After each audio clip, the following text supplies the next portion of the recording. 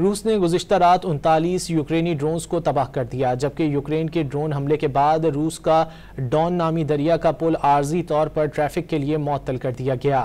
علاقائی گورنر کے مطابق ٹریفک کو اس لیے معطل کیا گیا ہے تاکہ حملے کے بعد ہونے والے تباہی کے ملبے کو ہٹایا جا سکے۔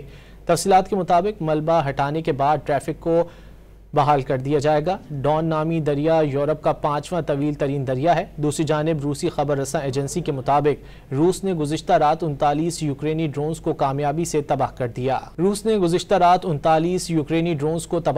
جبکہ یوکرین کے ڈرون حملے کے بعد روس کا ڈون نامی دریا کا پل عارضی طور پر ٹریفک کے لیے معطل کر دیا گیا۔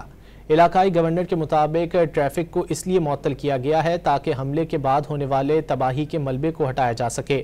تفصیلات کے مطابق ملبہ ہٹانے کے بعد ٹریفک کو بحال کر دیا جائے گا۔ ڈون نامی دریا یورپ کا 5واں طویل ترین دریا ہے۔ دوسری جانب روسی خبر رساں ایجنسی کے مطابق روس نے گزشتہ رات 39 یوکرینی ڈرونز کو کامیابی سے تباہ کر دیا۔